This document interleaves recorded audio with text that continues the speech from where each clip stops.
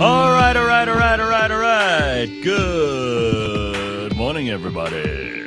I think it was Ryan who pointed out to me the other day. He's like, you get that all right from like Matthew McConaughey. So like, it didn't occur to me, but it's obviously a thing because he does that all right. But that's almost like a weed smoking high, like all right thing. So that's not what I mean. It maybe somehow it infused into my head subconsciously, but there it is. I just hi, all right, yeah, nice. Yeah. At least I'm not doing the hey. Is there something you're not telling us? You know? Is it what? Like I'm smoking weed now? You never know. No, trust me, you would be able to tell straight away. I wouldn't be nearly as uptight about things like the Middle East if I was a regular weed smoker. If I'd even tried it. I told you, I've still never, to this day, I honestly have not smoked weed once. Shout out to you. I'm proud of you. No. Remember, we tried those edibles once on the show, and it was a disaster. So I decided at that point, these are not the drugs you're looking for. Mm. So it's not gonna happen. I'm proud of you, Gareth. Proud of me. I know lots of people who smoke weed, and they're absolutely fine. I also know some people who smoke weed, and they're a disaster. So it depends on who's doing it. I don't know. But hey. You think it affects everybody more or less the same? Yes. You think so? Yes. People will be like, oh, weed is not addictive. And then they're smoking it every day. And I'm like, that sounds like an addiction to me. So, I'm just I think anything that you do. Okay, so I know how Dr. Hanan identifies what an addiction is. Mm-hmm. I know how it's written into the manuals. It's kind of any repetitive behavioral habit, which, and I believe addiction is only addiction. They only call it addiction when it starts having negative consequences for you or for someone else in your life. That's what they say. But my definition is, do you do it on your own when nobody else is around, repetitively, and if you don't do it, it makes you unhappy. Or you don't feel complete, or you don't feel. I know a lot of people like that. I know too many people like that, and I'm just like, this sounds like an addiction. So I was able about a year or so ago to just shelve drinking for a whole month, and it wasn't difficult. I didn't particularly love it because it made everybody else boring, but it wasn't difficult. So I thought, well, if I can do it, that's a good thing. Yes. Because then I have control. Yes. But I think a lot of people who smoke weed daily, they couldn't do without it. You hear them talk about things like, oh, my anxiety gets out of control. Like your generation. My people. my anxiety. If I have to hear one more person in their 20s tell me about their anxiety that's out of control, I'm like, I'm just so anxious. We're not so we're not at war, right? I'm just trying to think, like my grandparents' generation, if anyone in that generation ever said, oh, my anxiety is killing me, like while bombs are dropping on them. And I mean, ask someone in Gaza or in Israel right now about their anxiety, right? I mean, they would be experiencing a different kind of anxiety. The real kind, as opposed to the like, I'm desperate for attention and I have nothing of value to add. I will say this. Our parents fought very hard for us to have different struggles than they did. And this is our struggle. Like the mental health feels a bit era. meager, doesn't it? Feels a bit meager. It feels like your struggle's a bit piss poor, if you ask me. All right, I'm going to stop because otherwise I'm going to sound like a grumpy old man. Okay, so it is Friday, which means the weekend is here. Yes. I'm excited. I'm away the whole of next week. And I love nothing more than not having to do the show. Basically, what he's saying is he doesn't want to wake up at 6 o'clock anymore. I'm sick of you people. I'm sick of all of you. So I'll be away for the whole of next week. I'm actually going away with our friends from Tourvest. They've put together a little thing, which is we're going to Athens, which I've been in the airport in Athens, but that doesn't count. Oh, so this is like a first time experience as well. First time in Greece proper, right? Like this is the mainland in Greece. So I'm going to go and I'm going to do, while all these other people are doing their thing, I'm going to be like a pilgrim. I'm gonna wear a white linen robe my word. and sandals. Oh my word. And I'm going to climb to the Acropolis. And I'm going to pay my respects to Zeus and Athena. And then I'm going to get on this ship with all of them. There's a whole bunch of people going, so I think I might meet some cool people as well. And then we're doing Santorini. Ooh, I've we're seen doing- so many pictures on Instagram. Yeah, so, I mean, that's it's like the place to the go blue to. and the white. Oh, yeah, it's yeah. gorgeous. It's also the scene, and I mean, I'll tell you more about it once I've seen it with my own eyes, but it's also the scene of what they reckon was the end of a certain age in ancient Europe and the decline and fall of many civilizations, because Santorini is the site of a crater of an enormous volcano, which they believe erupted at some point in the ancient world and completely changed the course of history. So you're going to the caldera, you're going to the source of some major cataclysm back in the old days. And I think that's always an interesting thing to visit. And then I will be going from there to the source of another major cataclysm, because we'll be in Naples for the day. Naples being the city that's the main port city of southern Italy, which is built right in the shadow of Mount Vesuvius. So it's almost like a bit of a volcano pilgrimage too. They used to believe Vesuvius was the entrance to hell. Oh, really? And for the people of Pompeii and Herculaneum, that turned out to be true. So that's going to be I watched that fun. movie and I was like, did this really happen? And then I had to read up on it. It's amazing how like sometimes I know about history because of movies. Oh, yeah.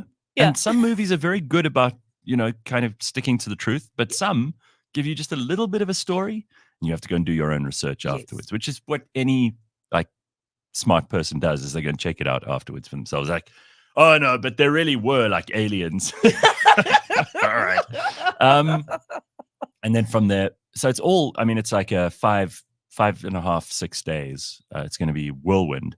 I doubt that I'm going to have time for like too many things at once, but it's going to be exciting. And then on the last day, I will make my return pilgrimage for the first time since 2019 to Rome, and only the second time I've been there. And I will, I'll obviously do all the things that I want to do in Rome, because I didn't get a chance. The last time it was a day and a half, 2 days. So yeah, I'm really excited about this, because even if I was doing this entirely on my own, and I do love to travel on my own, I don't have a problem with it. I often have these conversations with people. They're like, but isn't it boring? You have no one to share it with. When are you going to share? Who are you going to share it with? I'm like, you can. And that's always a nice thing about a holiday, is sharing it with your friends or family. Or I often travel with my business partner, Rena, and we travel really well together. And that's great. I get it. That's a lovely thing to do. But there's something really nice about today. I can wake up at 5 a.m. and go and stand in the center of the Circus Maximus and watch the sun come up over this incredibly ancient site, and know what's happened there over the last 2,500 years. And it makes you like shiver with just the gravity of the place, the time, and the enormous weight of history that comes down on you. So those are the kinds of things I like to do. It's not everybody's scene. And if you could do those things on your own and not have to bore everyone else to death with it. I think that's the thing that people don't take into consideration, is that when you go on holiday or vacation with other people, you need to figure out what type of people you're going out with. There's some people that want to be adventurous, so they up at 5 o'clock trying to do every single thing. And then there's other people that are like, nope, I'm on vacation. I want to sleep in and only wake up at 10 o'clock. And then maybe we can try something at like 12. And it's like, if you guys are not the same, well, it's going to go shikakoo. Also, there's some people who, for them, traveling is food and wine, or like being with friends, learning something about the local culture. That stuff's great. And I get it. I'm not a foodie at all, though. So we've lost you there. No, but I'll make an exception for Italian food. The only meal ever had in my life that I will never forget, I can absolutely, if I close my eyes and I think very hard about it, I can remember how everything tasted. And it was the simplest thing you could possibly make, but it was in Venice at the Piazza San Stefano, in a little cafe. with the actual like little red and white tablecloth. And I went there on my own. Mm-hmm. It was early evening, so it was just starting to get dark. And, they eat late there. They eat at like 8, 9 o'clock at night. And it was 6, and I'd been walking Venice flat, so I was tired, I was hungry. But I sat down there with the cathedral in the background. I ordered bruschetta, which is like, it's toast with cut up tomato, onion, bit of garlic. It's nothing complicated. Nothing too fancy as well. Trust me, I tried to make that particular kind of bruschetta 100 times. I failed it every time. Now, when I go to any Italian restaurant in the world, I have to try and compare it with that to see who can even get close, and not one person. And trust me, there's some good places in South Africa, all over the rest of the world, never got close to that. And it's like tomato on toast. How hard could it be? But it was heavenly. I don't know what they did. Heavenly. So that's where for a moment, amazing. I got insight into the world of what foodies do. Yeah. And I get it. So I'm not a complete asshole about this. But for me, spending like an hour trying to find a restaurant would be a total waste of time if I could go and touch, the column that people like Mark Antony and Julius Caesar and Augustus and Caligula and Cicero had walked past 2,000 years ago. I mean, that to me is like a way bigger deal. But everyone else would go, what an old, ugly, gnarled, worn down piece of marble. Like, what the hell is wrong with you? Yes. So I get it. So sometimes you've got to do that yourself. And I'm very happy to do some of these things myself. I'll never forget when I went with my whole family to Paris once, and it's actually one of the only overseas trips that we've all taken. And we went to the Louvre, which I'd booked. And, it's the most famous museum in the world. You've got art from everywhere. Da Vinci's Mona Lisa. You've got mummies in their sarcophagi. You've got huge canvases that are, 8 by 6 meters big, painted by David in the 17 and 1800s. These magnificent painting. My mother is an artist, and we all, we like that stuff. Never forget, like, the smokers by halfway through the day were like, well, that's very nice. We got to go outside and have a ciggy. Like, they had given up. They were like, you know what, this is amazing. That was when I was like, you know what, sometimes you got to travel on your own. Yeah. But also, like, solo trips are becoming a new thing. I'm seeing. There's a growing trend. Yes, it's a growing trend, and people are basically showing you how you can go on vacation on your own. And especially because we live in the time of, if you didn't capture it and post it, then it didn't happen. They like show you how to take videos and pictures on your own. I was thinking about that because a lot of these influencers and these travel bloggers, and I've seen a few of them. I'm not a complete idiot. So I wonder often, do they ask a stranger to help them to take the picture? Do they most of the time do they carry around a tripod? So it's quite it's a number of things that they do. One of the things is they do have quite a few tripods. So they have like a very small tripod for the phone that they can put on the table when they're eating, and then they'll have a relatively big tripod when they're out and about trying to get those scenes. But who's schlepping all this stuff? They're walking, backpack the whole time with all this stuff. With the laptop, so that they can with memory cards, so that at the end of the day they can just dump all the footage. And then most of the time they do ask strangers to kind of like take pictures of them, and then they direct the stranger. So they'll be like, please stand there at that angle, please put the phone like this or camera like this, and then they'll take and then look at the footage and be like, oh, thank you so much, and then ask them to do it again if they don't like it. But it's a lot. This is useful to know, because I'm going to obviously be, documenting part of this. Yes. Not because I have to, but because I want to. And those who are interested, you can follow it. Yes. I'll be posting stuff, mostly on Instagram, because I'm not on the other stuff, but I'm sure, that'll be reposted as well. So. Yeah. So, and also the thing is, like, your phone is a great tool to take pictures, videos, but there's also something called a vlogging camera. So that's also what helps a lot of these influencers to take the videos that they do. So this camera basically flips up, and you can see yourself as you're recording.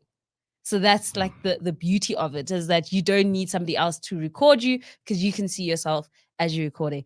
And I'm just like, wow, that's amazing. This is the time we live in. Like, people just go on solo vacations and they capture all the content on their own. And then after 3 days, they have to edit it. Love that it. sounds like fun. I love it. Carla says, good morning. So happy when I woke up early and I have time to watch. Happy weekend all. Aww. Yeah, a little bit of a shout out to, because I don't want to make too much of a fuss about it, but to all those people who wake up every morning and join us for the show, because I know you're getting ready for work, you're looking after kids, you're getting them fed, you're getting them dressed for school, driving to work, trying to get there on time, you got things to do. So if you manage to join us in the mornings, I know that, and this is something that I often think about, like we start the show at 6 a.m. It's not the most convenient time for people to hop on and actually see what we're doing. You know, you might want to listen live, and that's what most of the audience do. Which is much more easier. Of course it is. And you could do other things while you've got us going on in the background. But for those people who actually do hop on and who like and subscribe, thank you very much. Keep spreading the love. Daniel says he is in Paris. Oh, there's some people who are having the time of their lives with the Rugby World Cup at the moment. We'll get into that with Ben later on. We've got two semi-finals. Can I just say, in a period of 2 weeks, my knowledge of rugby went from 0 to like 100%. I love that. I'm like on some. I was watching the coach basically do one thing that coaches are not supposed to do, and basically be like, oh, this is going to be the England lineup, and these are the people we think we should play against. And they're like, oh, that's unheard of. We don't do this. And I'm like... And you were watching this like a fan. Yes, I was. I love it. See, this is what's possible. I mean, I found myself, and you got to be careful who you admit this to, but you know, I can't come in here and bullshit, because as soon as this microphone appears in front of me, I just it all just comes out. So I didn't watch the whole of Sunday's match, which is like criminal. You know, people, it was history. Everyone was history saying, in the making. Everybody in Donald Trump's, a lot of people were saying that it was the greatest rugby match ever.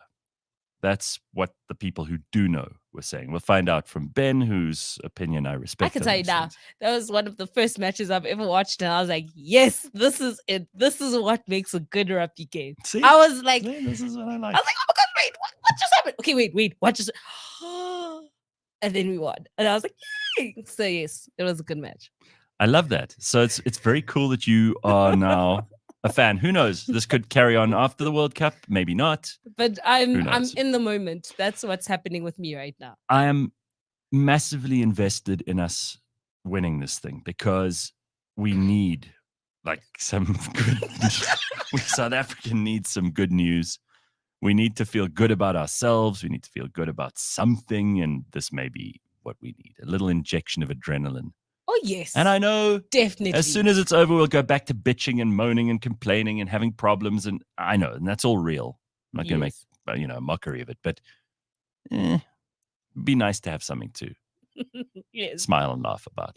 Celebrate, congratulate ourselves on. And forget about our problems. I think that's also the beauty of this Rugby World Cup. It's like, oh my gosh, see Khaleesi, and you know how he's a captain and how he's leading the team is so amazing.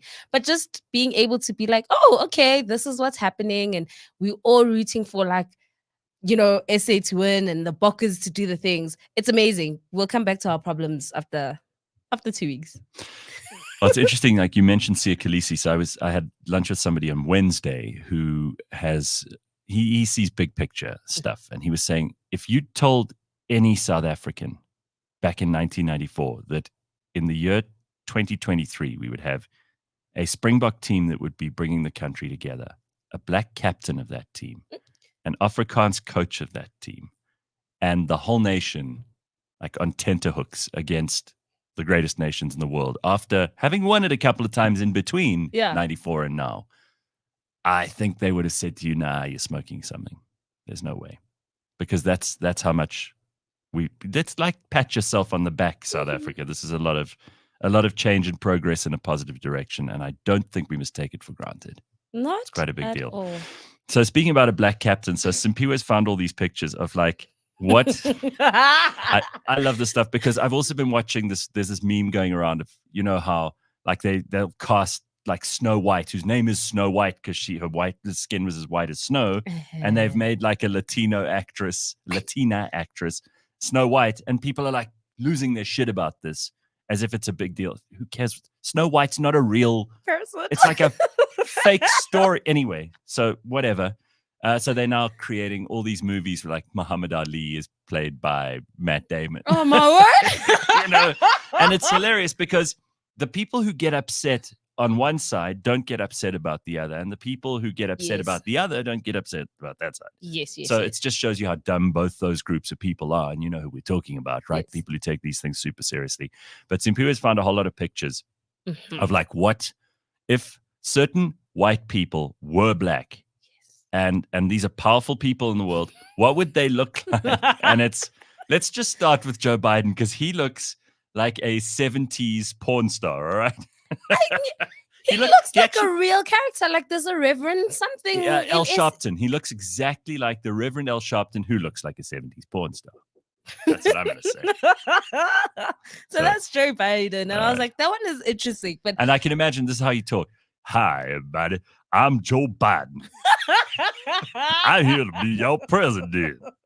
I'm the second black president of all time. Now, let's groove. And then he like starts with some, like, All right. Okay, so there we got him. This is what Mark Zuckerberg would look like. I was quite disappointed with Mark. He just looks colored. Yeah, they haven't done a good job with him here. But not even like they haven't really done a proper. All they did was give him like some curly hair. Yeah, that's and then darken he had his curly skin. hair already. But he's a lizard, we know, so it's very difficult to make him look human, white or black or colored. Donald Trump, since we're on I will say I love the fact that they kept the hair. They were like, we're gonna keep the hair. We're not gonna give him a fro, an afro. Yeah. Like they were like, we are keeping the hair. He looks too serious for my liking. I think he would be a more chilled human being if he just had some black in his life, right? but here's Black Emmanuel Macron. Ooh. Now that's a good he looks sexy version, right? Like I'd be like, hi. If you walk down the street, I'd greet him, say, how are you, sir? Idris Elba-ish, but I like very it. good looking. Okay, good. Jeff Bezos. I haven't done a good job now there. looks like who's that guy from Fast and the Furious? Vin Diesel. Yes. And the fact that Vin Diesel is a white man who has a twin brother just still doesn't sit well with me. Mohammed bin Salman. I don't. Yeah, this is not a great one, but I don't know so much whether he's whether I would recognize him in a crowd necessarily either. It's more the outfit than anything else. Yeah, boy. Here's Vladimir Putin if he was black. Now he looks like one of our people that Don Cheadle, right? Like Don Cheadle, Ben. That's exactly right. Does a bit, yeah. Yeah, like Don Cheadle. That's very good. But it also looks like someone who could be in like Parliament. And then Elon Musk. It's like Tiger Woods. No, guys, I did not see Tiger Woods. I saw Jack Mabaso. Yes, from Generations. Yes. He gives off that vibe. Oh man, I want them to do me now. See what I'd look like. How you'd look like black. I would like to see that. All right, here's Ben. Look at that. How's it, Ben? Hey guys. It looks like you're sitting in the studio on your own, but Ta-da. So we were just having a conversation, and I want to bring you in on this because Simphiwe was saying to me she is now a proper rugby fan, and she's transformed in 2 weeks into 100% rugby fan. She was watching an analysis by a coach of what England. It's the best, huh? Yes. It's just the best. And then just like talking about the Bokke and France and how some of the things SA did was just so it's like you never do it in a rugby match. You know, they're calling for scrums when you shouldn't be calling for scrums. And then like how see this, look, you'd never thought you'd have this conversation. I'm like right? Or me. Blown away. But there's a video that I saw on TikTok and I was like, I need to play this for the show. When they're like, you know, we in this like hype of SA doing well, Rugby World Cup. And they're like, if you ever think you have reached, you know, the level of petty, just know that once upon a time, there was a minister of sports that had to say this about Bafana Bafana. And they are a bunch. Is that the one? Yes. Okay, let me play it. There we go. There's a If you TikTok think you're video. petty, I want you to remember what the South African sports minister said about his national team after they lost a game. Last night, we saw a bunch of losers, unbearable, useless individuals. We must never wake up to this. That mediocrity we saw yesterday was disgraceful.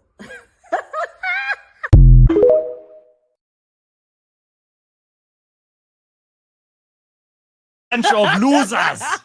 Well, Yeah. you see, now I need to ask you up front because 2 or 3 people who I know who I respect more about rugby than most have told me that that game against France was the best game they've seen in ages, if not in their lives. Pretty much. And Really? it was like late on a Sunday. Monday was a mess. You went out. Yeah, I got to bed. I actually watched the game again until like the hour mark. I was like, okay, you really got to get to bed now because it's so super late. I think I power napped on Tuesday. By Wednesday, I was okay again. Sure. It was so much, but like you go through so much when games are like that. My heart rate was up the whole time. There's so much happening. And you know, you talk about that whole scrum thing. If you really get into analysis of what makes this team amazing, it really is something to actually like really enjoy. Because you look at the teams and go, okay, those oaks are bigger than those oaks, that oak's faster than that oak.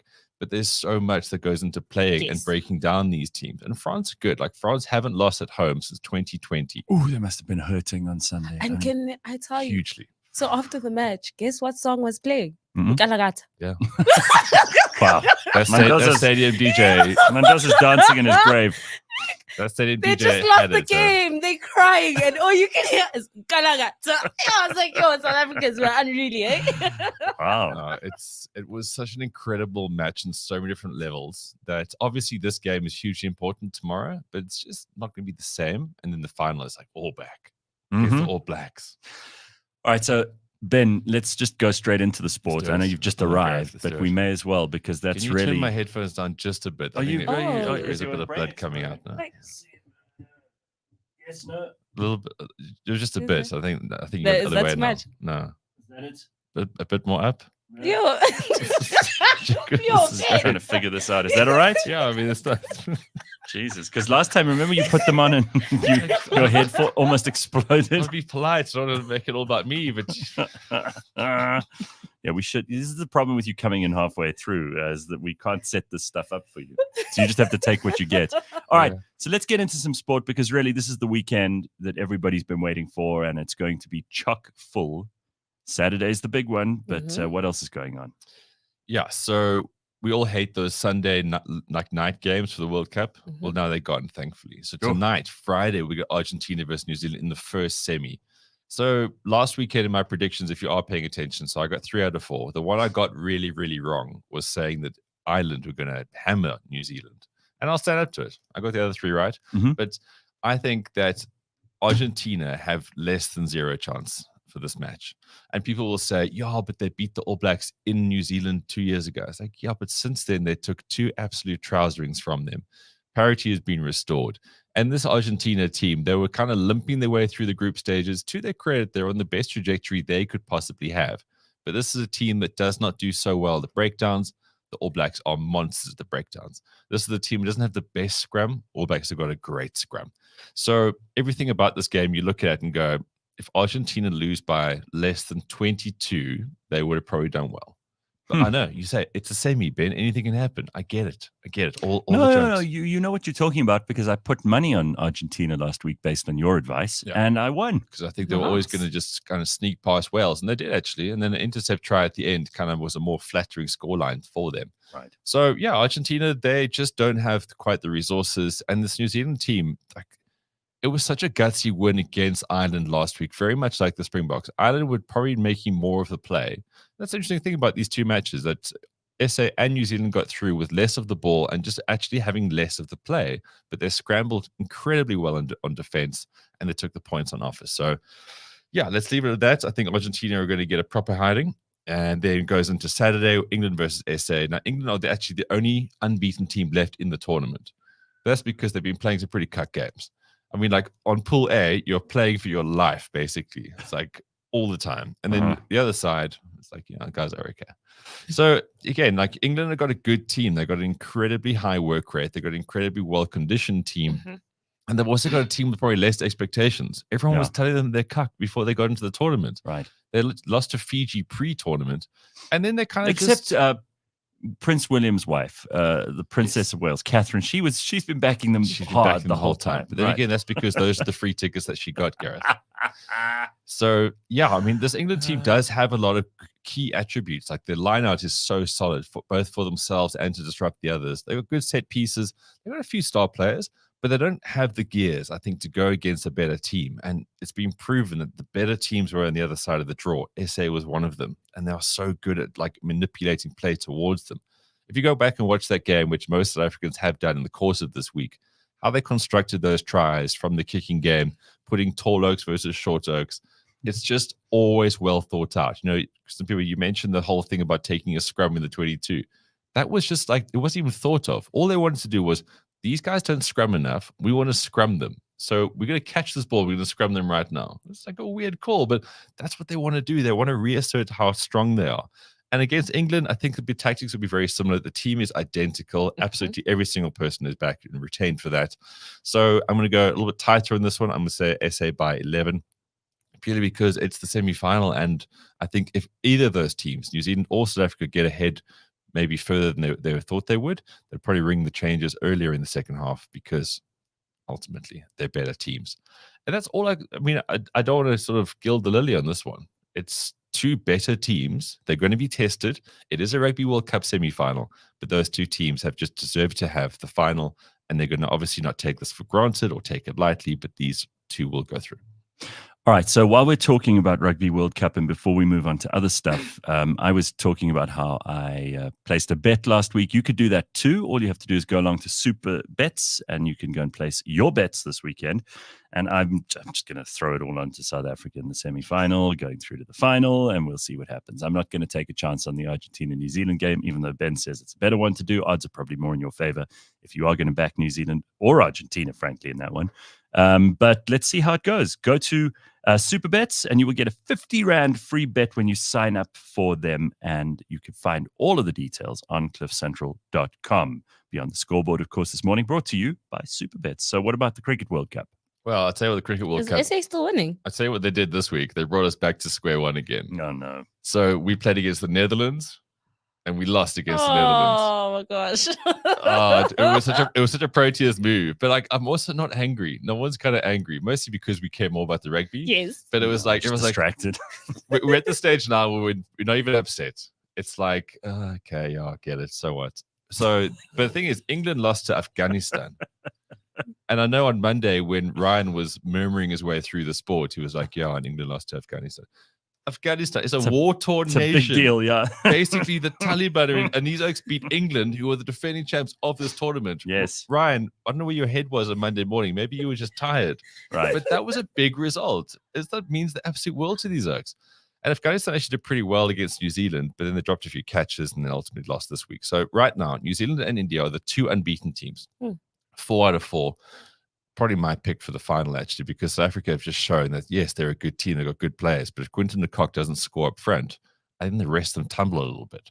So those are your two unbeaten teams. SA and Pakistan make up the top 4. So today we'll have Australia versus Pakistan. And please may Pakistan also carry on and make an upset here. That's at 10:30 today.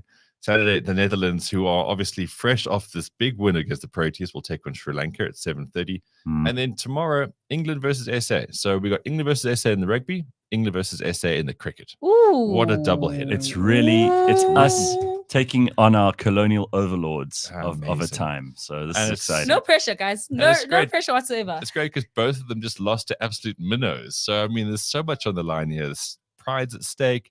And then Sunday, the two unbeaten teams, India versus New Zealand, 10:30. So what an action-packed Cricket World Cup weekend. And I think obviously we'll warm to this as the rugby winds down. It really is a gift this year with all the World Cups. And if you are liking local rugby, then the URC actually starts this weekend. So you can watch the Lions versus the Stormers tomorrow at 4. Munster against the Sharks at 6:15. And then Sunday, the Bulls at Loftus. Yes. Okay. Now Scarlets. that's going to keep Pretoria happy on the weekend as well. Great. Very good. So great. Look, there's also other football on this weekend. Liverpool take on Everton tomorrow. Man City versus Brighton. Chelsea versus Arsenal. Sheffield United versus Man United. So it's a great weekend in that. We are going to wrap up with UFC because there's been a lot of drama around the UFC. There's the usual drama, right? There's the shit talk between the fighters. Sometimes there's some actual bad blood. And then it's like the whole thing of like stylistically, how important are these fights? How interesting are they? And then the title ramifications. So Islam, who was Khabib's, I always say this, protege, but now he's kind of his own fighter. He's taking on Alexander Volkanovski because Oliveira pulled out. He had to pull out. He got clubbed in the face, massive stitches, and obviously you can't go into a fight with a massive gaping head wound. So that will be the pound for pound 2 best in the world going at it again. There was a very close decision when Volkanovski took on Islam in Perth. I think it was about 6 months ago now. And then the other fight, which is courting or creating the most controversy, is that Chimaev, he was fighting that Brazilian weirdo Costa. So this is a guy who's always joking about taking drugs. He's hugely built, he's buff, but he's also an absolute liability, this guy. Like, he misses weight. He's always mouthing off about weird stuff. And then he got a staph infection on his elbow. Ooh. A bit gross. How do you get that? Well, What is he doing? That's disgusting. Well, he's always rolling around on mats with sweaty men. Oh, right. You know, you're living your life in a jockstrap. But a staphylococcus infection on your elbow. It was disgusting. Pretty, no, he must have had a cut there or something. But it was huge, and it sort of ballooned, and he had to have an operation. That's like a Leanne Moll type story, because she told that one story which some people have never forgotten, including me, where she was sitting with her mother in the hospital, and some homeless guy coughed, and a bit of his spittle went into her eye, and she got an eye infection. That sounds like this. Well, this guy is he's a train wreck, really. He's entertaining, but he's a bit of a train wreck. Okay. So Costa was out. So now Chimaev, who is seen by many people as like the most dangerous man in the UFC, he's like a Chechen Swede, as in he's a Chechen who now just went to Sweden. And he's a very scary looking guy. Actually, Gareth, while I go through this, just Google a picture of him. Yes, who's this? Kamzat. How do I spell that? Chimaev. Just please, I wouldn't even know where to start writing that name down. How do you? I mean, I can't spell Kamzat or Chimaev. I don't know where to begin. Help me with this, Ben. I know this is like a different fucking planet you're talking about. The alien comes of Chimaev. Spell it the way you pronounce it. Well, and you haven't even seen him yet. So K-A, sorry, K-H, okay, A-M, Z-A-T, Kamzat. Z-A-T? Yeah. Oh, wow. Okay, I've got him. You got him? Oh, no. Wow. Was he Kazakh something? Uzbek? So, basically, I think he was born in like the bowels of war. Oh.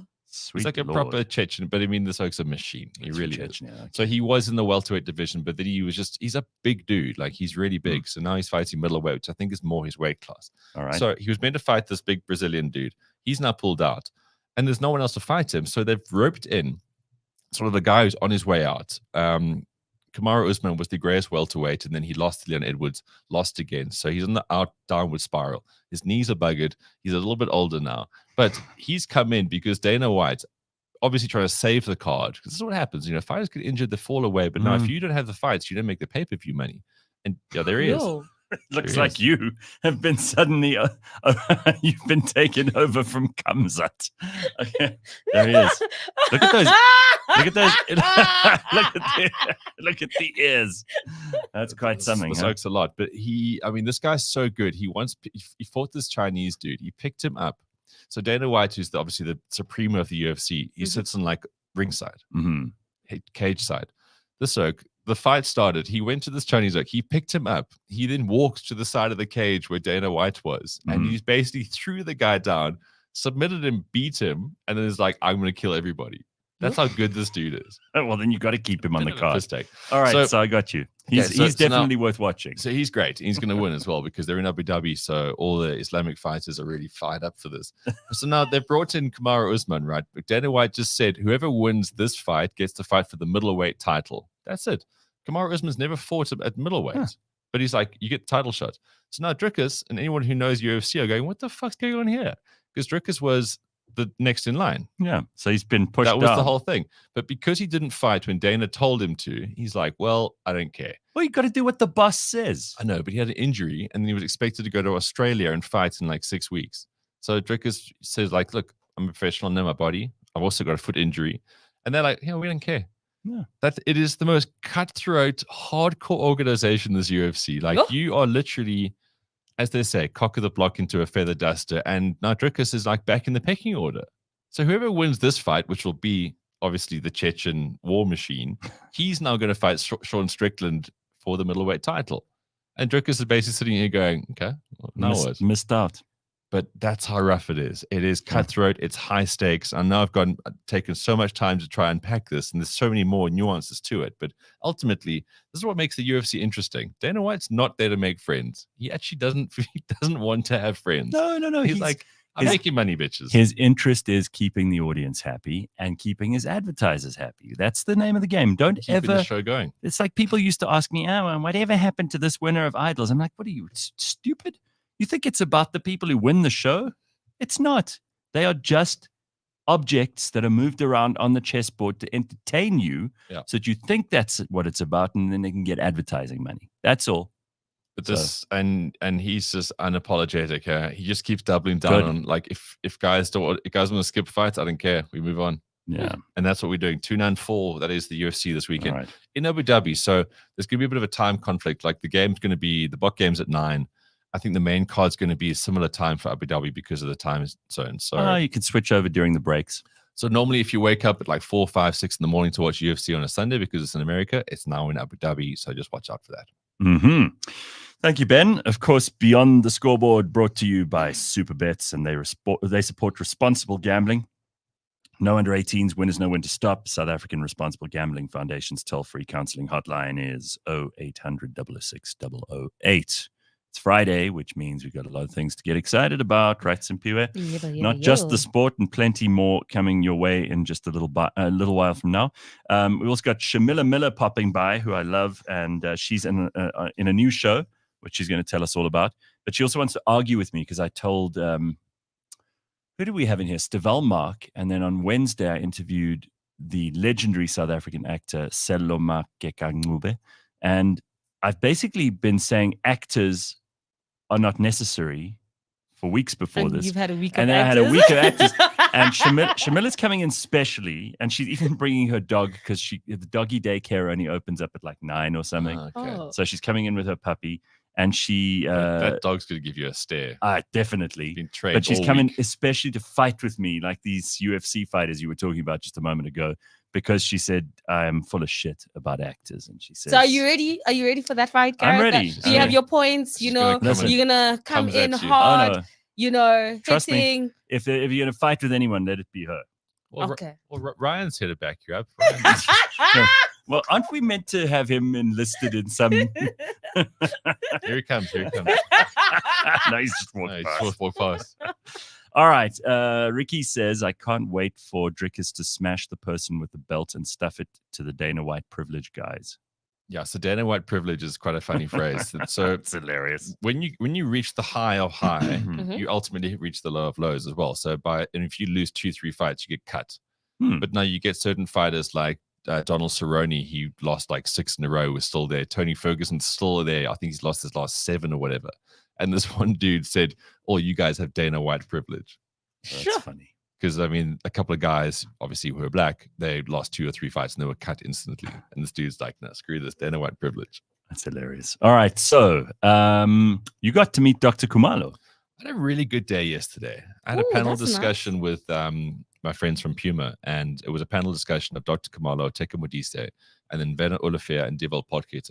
So it was a whole thing about like sports evolution, career evolution. And Dr. Kumalo, if you don't know, I mean, obviously he was a massive deal in the 80s and 90s, but like a big deal. No, massive. And he's still one of the most famous people in all of our lovely South Africa here. But this dude, I mean, he's got stories. He played a year in Argentina. He played in America. He made his debut against Pirates at like a packed Ellis Park, and he was like 18. Yeah.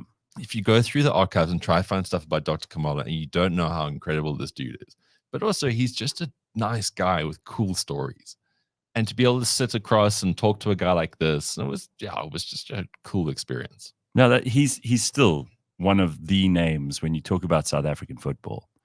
And I mean, at the time when he was at the height of his powers, he was probably like one of the unsung heroes, because South Africa wasn't an easy place to be a football star at that time either. Exactly. And we know that football's run by complete gangsters and crooks. Okay. So for anyone to actually make it and do that on merit and stay at the top for as long as he did was quite something. He was special. I mean, he's quite self-deprecating about some of his attributes, but he was special. And he said something yesterday I found was so interesting, which created something in my mind, which I think is a good debate. It's like he said he made money didn't make him. All these stars nowadays, they're all so completely cut and paste, and the money just rules their entire lives. Yes, they make lots of it, and it's great. And I kind of look at a guy like that, and I think, who actually had the better life, this guy or Ronaldo? Because Ronaldo doesn't really have a life. No. He makes billions, sure, great, amazing. But I mean, his life is so completely run. And now he's playing football in Saudi. Yeah, sometimes you got to chase the money. I mean, we know South African. Didn't Wynand Olivier, you also admit, didn't he go and play in Japan for a while? Yeah, all those guys do towards the latter stages. And you do it because that's where the money is. You know, like that's what's going to happen to Sia after this World Cup too. Yeah. He ended up playing in France or something. Well, and look, you got to do what you got to do to earn the cash. But look, also in the realm of rugby, it's good to broaden your game like that. So, yeah, I mean, Doctor played 397 times for Chiefs. He was a one-club man. Wow. And he had like a year that loan when he went to Argentina. I think he was exposed to more cocaine than he ever thought was possible in this world. And, I think it was Mzansi Magic have run a bit of a documentary series on him. So try catch that if you can. Like, the guy's just interesting. Good. I like it. Do you remember Dr. Khumalo did a song with Bob Mabena? Get Funky. I kind of do, actually. So Ricky was at school with Dewald Potgieter. And Dewald Potgieter was the head boy when he's a cool Ricky guy. was in grade 8. He's a cool guy, and he's very eloquent. I'm not saying rugby players aren't, but I mean, he's an interesting dude. And he was like, there was a time when South Africa just had so many loose forwards. These are the big, strong, tough oaks. And he was always smaller than them, but he was like thereabouts. I think he played for the Boks, 6 or 7 times. But he had, again, just great stories, just good people. All right. Very good. Simphiwe's got 1 or 2 interesting stories to tell us, which one of which, I just want to get to this straight away because I cannot actually believe what I'm reading here, that a New York private school named its art center after Tbo Touch. Yes, and yes. How much did he pay for that? It's called the Bullshitting Art Center. what is this? Is this for real? No, this is real. Like, this is a whole article that's been written about our boy Tbo Touch. You know, like this is a big one. This is a big one. So after like a private Catholic school in New York reached out to Tbo Touch and has basically named the center Metro FM DJ. So it's off the. So it's not called the Tbo Touch Art Center. No. I thought that was too good to be true. Right. So basically, like, you know, the schools like come through Tbo Touch, and management has chosen, you know, our boy Tbo Touch to kind of be the guy. You know, and they basically like, this is the name. The official name, sorry, I read that wrong. The official name is Tbo Center of Arts and Music. They're not giving his whole name. It's just they think that's like. The story is so sketchy. I've heard 3 names so far. Yeah. I'm reading it now. But he's done it. I think this is a big thing. Sounds dodgy as hell to me. Yeah, come on, guys. Like I said, how much does it cost? They haven't just found out because they caught a podcast or they watched something. Hey, this guy, how much does it cost? I don't know. Do people pay for that? I'm asking. No. Ask the question. I'm asking a genuine. Do people pay for that? Yes. Maybe. I don't think he would have paid for it. Look, money's changed hands somewhere along the line. Yeah. Something's happened. Anyway, I mean, I'm not as excited anymore. I take that story back. Good for him. If we are to believe that this is purely based on merit, I'm skeptical as hell. I thought it was. That's why I was like, oh my gosh, this is amazing.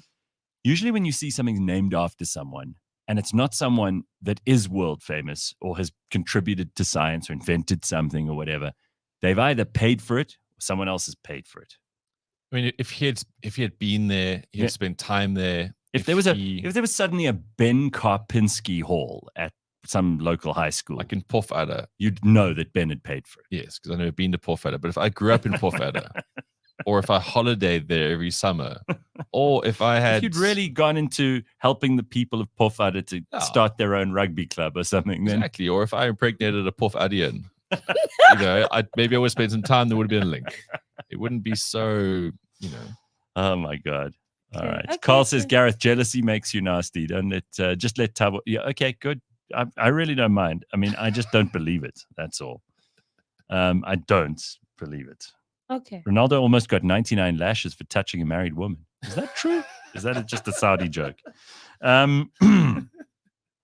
It's an interesting question here about the app, and we are working on it. So I'm just going to quickly throw in that the new app will be launching very, very soon. We were taking the month of October to just sort out some of the, the bits and pieces that we weren't sure about, but it is in the App Store ready to be launched. No, you can't go in and download it yet, but now we're just waiting on Apple and Google and all the rest of them to actually put it on the App Stores, and then we will let you know. And as soon as we go green light, go and download it. Exciting. Brand new app. Yeah, we needed Exciting. it, and you can watch the show live on there and a whole bunch of other cool stuff. We'll leave it until the proper launch, but it should be November if all things go well. But it's now out of our hands. It's up to the App Stores, and we've got it all ready. So just give me a couple of days and we'll have it in your selection again very soon and working properly. Okay. Spanner in the works. I wouldn't be surprised if the SABC is paying for the Touch School. Wouldn't put it past them. Yeah, well, they don't have money. With our money. No, well, they get our money bailing them out the whole time. So yeah, but SABC doesn't have money. So Tbo says that actually Ronaldo did kiss an Iranian woman. So this is turning into a story. Do you know anything about this? No. It's the first I've heard of it. I mean, I can't take in all the stories. No, it's too Ultimately, much. I mean, Ronaldo's past his prime. He plays in Saudi. He makes money. It's too much. That's all I can tell you. All right. So I want to show you something that we often talk about, how cool the 70s were. Yeah. Right. And how Really? Yes. And I'll prove it to you. Okay. Okay. So this is If obviously. you go to Afghanistan, I'll tell you the 70s were better. They were in Afghanistan for sure, and in Iran for starters. So here quickly is and this is going to obviously demonetize the channel, but I couldn't care less because we've got to show you this. This is just so cool. So it's a little clip that shows you just how awesome the 70s were, and there's no doubt. There can be no doubt after you've watched this. There's people repping the 80s. The 90s maybe. I saw the 80s. They weren't that cool. Okay. 70s were much cooler. So take a look at this quickly and you'll see. Ladies tonight, oh what a night. Look at this. Don't tell me those outfits aren't the coolest thing you've ever seen. The fact that I know these songs. This is, by the way, this is all in 1 year. This is 1979. All of this stuff. Look at the people dancing. Look how much fun they're having. Look at how everybody's dressed up. It just seems to me. Zero sexual harassment. No. I mean, it's all sexual harassment by today's standards, but They were families. yeah. And they were. And all of these great songs in 1 year. I mean, there's Chic with Good Times, And look at how everybody's just getting down. This is the way to live. The 70s, and especially the end of the 70s. There we go. September. Not one song about end of relationship. No Taylor Swift Misery.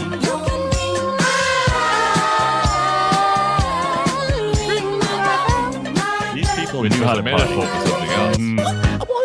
Look at even Prince in those days was like, he was at the height of his sexual powers. It's like men were confident in this thing You about ask being yourself. Yes. Now it's like, Yeah, correct. And just to end the 1979 disco year, look at this. There's Michael Jackson at the best of When he was his still as black. well. Ah, man. when he was still black. and Yeah. not touching the kids. Oh. So was the just to combo. show you, like, you cannot beat that. I'm So- sorry. So The I, fact that I knew 90% of those songs, I It's think real you are music. right. There we go. Yes. I will add a little caveat to that. Yes, the 70s were great. 80s were kind of weird and experimental, but the 90s were actually still happy. Now, if you go Definitely. 90s music videos, okay, they all dance the same. They're always pulling in the rope and Right. things like that. But they were ultimately quite happy. I mean, like Nelly, like let's take one example, like a Nelly song. Mhm. It was not it never go down as the greatest It was musician, about good stuff. but it was happy Wasn't stuff. this He was down meeting girls and depressing and miserable, but the music videos themselves were like self-absorbed, self-reflective. Yeah, I'm He was thinking of talking another about song. love in the club, for heaven's Yeah, sake. kind of things. it's getting hot in here. And the thing is, So take off all your clothes. guys, can I won't take my clothes off. keep taking it a bit far here? All right, but you know what I Rein it back a little bit. But ultimately, and the girls weren't sluts yet. Whereas the music videos now, it's like you are here because you're shaking your bits. Yeah. And they were still part of a story. They weren't just sluts. No, can I tell you what's happening with music videos of today? Sorry, is there any they way to are describe it? very demonic. Yes. Very, very scary stuff that Yeah, we see yeah. on these music videos where I'm just like, you know, there's Doja Cat releasing songs called Demons, and it's like scary stuff. That's where we're at now. Yeah, Sad. it's dark. It's very dark. It's like, But I don't did know. see, so you talk about the 90s being happy. Still And happy. Yeah. By and large, you're right. But apparently, Britney Spears a new memoir. Oh yes, that Yeah, but Britney. You again. share Britney's birthday, Ben, but Britney Spears' new memoir doesn't paint a picture of a particularly happy little girl. She says she had to get an abortion because she and Justin Timberlake had been doing the dirty in her late Yeah, she was teens. good. and- Justin, you know what? There should be like a Britney TRC. Like Mhm. sit her down, get it to because Justin got away unscathed by all Yeah. of this. Everyone said like he was the hero, he's Yeah. the guy. Cry me a river. And then That look song's dark now. And Britney's now an absolute car crash. Justin got off lightly. He was Mhm. pulled back in. Did you see that video of her dancing with knives? I did, and I'm worried about Britney now. Like Oh, I was all Were happy. you a free There are- Britney I person? was. I was Oh, like, you okay. know, Well, it's your fault. no. Oh, yes. No. Everyone in the Free Britney movement, it is your fault that this crazy bitch is now swinging knives around. Those knives were scared of Britney. no. And here's why I do not, you know, If she was still under curatorship, this would never have happened. I think it would have been worse. Worse? Yes. She would have been in a Because- controlled environment and they would have kept knives Do you away know from how her. frustrating it is when you want to do something and someone's telling you no? So you go in twice as hard. Yes, but she is now an adult woman. I think she's She's almost in her 40s. Ad- Yeah, Adult she's woman. 41. Adult and adult. She's 41. She's 41. she's So- 42 in December. Yeah. Sweet Lord. That's no way for someone to be dancing All around I'm saying, it would high. have been worse because what you do, it's like kids that grew up with strict parents, right? Mm. You learn how to maneuver your parents so that when you do go out, you're going out for 3 days straight, you're drinking, you're making sure that it's worthwhile, and you're making sure that when you get back home, the punishment is like, yeah, but I lived my best life and I did it to the extreme. I'm a but bit you- worried now with You that should- video, You should not but be. it would have been worse. Simphiwe wouldn't be worse because she wouldn't have the money to be behaving like this. I think the worst thing that you Free Britney people did was not take seriously that this girl has serious mental problems. You thought if she just had control of it, her dad's bullying her, she should be free. And then She what was- happens? You let a psychopath like that free. You remember, there is a very good reason they took her children away from her. And you didn't know those details, neither did all the other leave Britney alone people. Yeah, She's a disaster. Yeah, she is, but I'm just saying it would have been worse when you try control that disaster and try keep it within. What are you meant to do? Let her go run free and kill herself and hurt a whole lot of other people Well, along she's the way? making TikTok videos now. That makes her happy. TikTok videos I make think her it just gives us something to do. yes. And you know what scares me the most is the fact that she looks like a real old, washed out Margate housewife. But Mm. ultimately, it's those dance moves. Like she's not planning that; she's just doing it because, like Pavlov's dog, she is Yeah. so trained just to All do she that. does, what she knows. It's like say, if I had to say, in a sort of like very sort of base level, Gareth, be interesting right now. You talk, right? This is Mm. your thing. You've got a mind, you've got a brain, you can apply yourself to something. If you ring the bell for Britney, she just starts dancing because she's programmed. Like she's actually programmed. Like the only way she gets attention or people to actually like her, she just starts playing the moves. And that in itself shows how screwed up society made this woman. yeah, you could say that society had a lot to do. Suddenly with the knives. It's programmed, guys. It's programmed. Yeah. You know, Can't help She- herself. she's ready. I'm a slave for you. it's programmed. Yeah, I mean, All right, we got to take a break. Much fun as this is. Oh my God. You can tell it's Friday, right? Yeah. Okay. All right. Happy Friday, everybody. We're getting cracking. Up next in the AutoTrader podcast. I don't know what the outcome is. I don't think that every day, personally, this is my view. I don't think the consumer level car driving might be hydrogen. Definitely battery electric for the future of personal of passenger vehicles. Yeah, okay. Hydrogen, I think, is more geared to the commercial like logistics, environment. Trucking, that sort of trucking, maybe even down to double cab buckies and buckies. Yeah. Because Toyota has just revealed that they're thinking of the Hilux as a hydrogen option. Catch us every Monday at 9 a.m. on YouTube and on autotrader.co.za.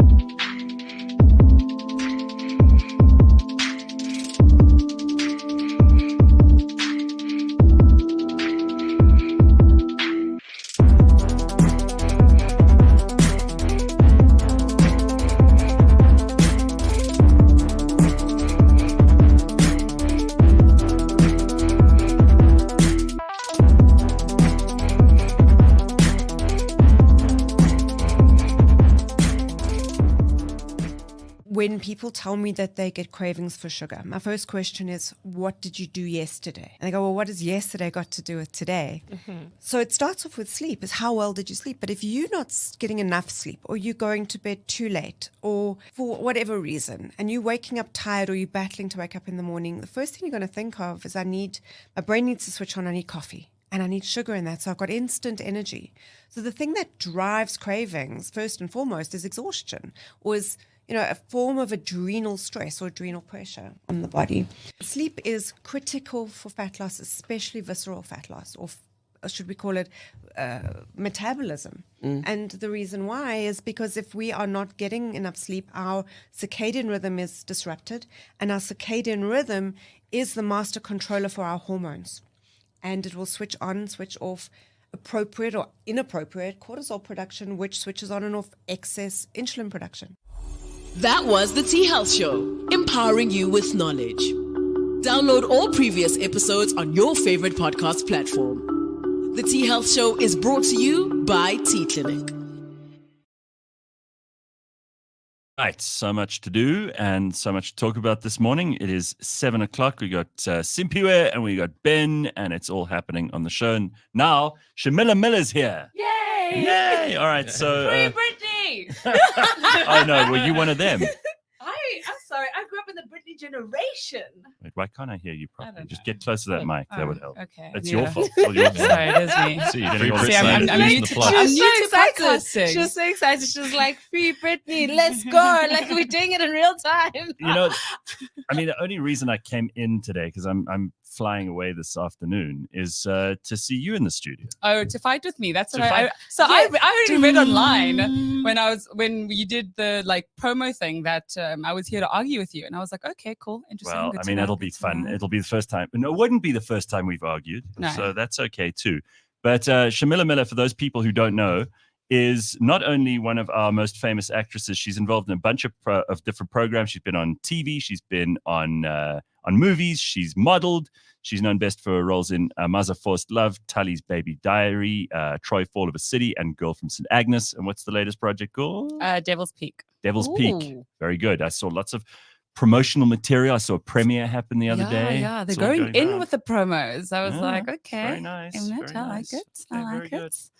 All right, so you're obviously busy as can be, and you're going to take time out of your busy schedule to argue with me this morning. I did not come to argue with you. No, I like because okay, so- no. Only because I'm like, you've clearly voiced your opinions already that you don't have respect for actors, and you've gone over the whole AI thing this week already with other actors. So I'm like, oh, what am I doing here? Gareth has got his opinion already. No, first of all, people were saying you're only bringing the dog because that'll soften me up so I won't argue with you properly, which is a good, if it was a good tactic. But your dog is in the car, which is terrifying because they wouldn't let you bring your dog in, which is so weird. Dude, the security literally saw me and they were like, no. It's not going to happen. Not going to happen. I don't understand that. Yeah. I will take up this fight with them later. But she's fine though. She's how old? 5.5. Oh, man. Okay, well, the SPCA this week in Bloemfontein convicted and sentenced a pet owner who left 2 dogs in a vehicle in the scorching heat, but for 5 days. This is outrageous. I mean, that's ridiculous. She's in the shade and the windows are open and she's chill. I also gave her a Calmie's tablet before coming. But listen to what this monster, listen to what this monster in Bloemfontein did. Apparently, 2 dachshunds were trapped inside a vehicle on Charles Street in Bloemfontein.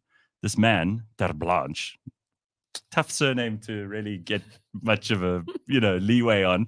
He was found guilty of 5 counts of animal cruelty under the Animal Protection Act of 1962. They further deemed him unfit to own or be in charge of an animal for the rest of his life, and he gets 6 months of imprisonment. So I'm 6 months. I'm glad though that he's going to jail. I think it's really important that people who are horrible to animals, properly nasty to animals, should get punished. We know we live in a country, everyone's always talking about human rights, and I'm not one of these tree-hugging environmentalists, but I do think like this is a good thing. Yeah. So agreed. Go to jail, you bastard. Yeah, fuck you. So Miller, yes, you did have this fight with me in person off the show once about how I said actors are like a luxury item in a civilization where all the other stuff is tick box or whatever. But I mean, that you also know that that's me at my most sarcastic and shit causing. Yeah. Because I think culture is massively important, and our artists, whether they're singers, dancers, actors, performers, or whatever, they give you an indication of whether or not a culture is growing or it's declining and receding. And as much as I do think that actors' strikes and writers' strikes in Hollywood are probably bullshit, it's tough in this country. Of course it's tough. You also, have to I work like your how ass off. his tone is so different when an actor is in studio compared to when it's just you and you're just like, fuck actors. Actors don't matter. They're just pretending for a living. Nothing. Like, you are so mean. And then now, in front of me, you're just like, oh no, we need the culture. It's about the culture. So you basically think I'm a bullshitter. I think you're a hypocrite. Hypocrite. Yeah. Okay. Completely. I mean, it's ridiculous because also I feel like when I listen to you speak, I'm just like, who hurt you?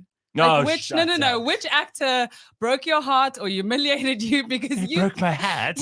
Like something must have happened with someone. Show us on the Kevin Spacey doll where you were hurt.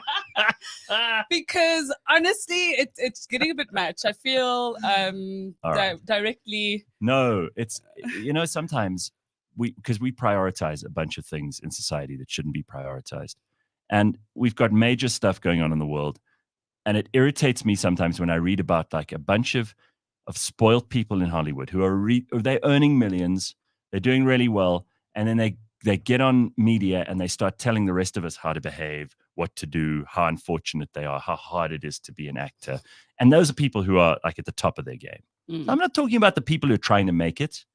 And it seems to me it's not hypocrisy to also say that actors, by and large, with exceptions, are attention-seeking. That's why they get into it. I mean, you wouldn't want to act if it was like just you in a dark room and nobody ever saw it, right? No, we'd get into podcasting then. Oh, really? Maybe that's it. Jesus, she's firing shots.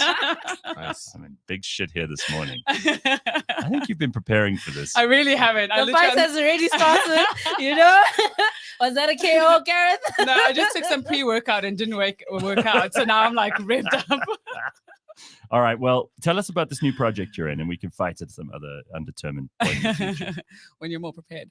Yeah, sure, whatever. Yeah, you can win this round. Gang, gang, she wins this round. Go on. No, so the new show that I've got going out, it's called Devil's Peak, and it's premiering next week, Sunday, 29th, 8 p.m. on Mnet, the prime slot. And it's like excellent. It's excellent, hey? It's a crime drama. Do you get killed? No. Oh, thank God. Some people believe that stuff. I mean, you've done a couple of soap roles as well. Yeah, People yeah, actually think soap stars are real. are those characters. Yeah. I actually, funny story to digress. In one of the shows, I was like being groomed by like a stepfather who was like trying to, he was That's starting where to Kevin be, Spacey comes in, Ben. That's where it is. But he was like trying to be inappropriate with me. And one day in the shop at like a fruit and veg section, I'm like putting fruit in a bag, and this lady was like, "Are you okay? What's gonna happen?" And like she came up to me and she was like, "If you need any help, blah blah blah blah blah." And I'm like, What are you talking is about? happening? And it was my first ever gig, and I was like, "Oh, people think this is real. Mhm. That's scary." Yeah. Anyway, yeah, no. Yeah. So look, you've got to account for stupidity, Yeah. especially in soap opera Oh audiences. my gosh. But those are the real. I mean, I always make this point, but they have enormous audiences, and in South Africa, they are steady paying gigs. If you're not, and you've been really successful, you've had a lot of jobs in the last 2 or 3 years alone that have kept you more than just busy. And that's not the case for everybody. Some people, they're lucky if they get that standard, safe salary soap opera role. Yeah. Because there's not a lot going on in South Africa unless the international studios come and make stuff here. I mean, not a lot to go around for the amount of like actors and performers that we have in the country, for sure. So it is difficult. I'm not going to lie.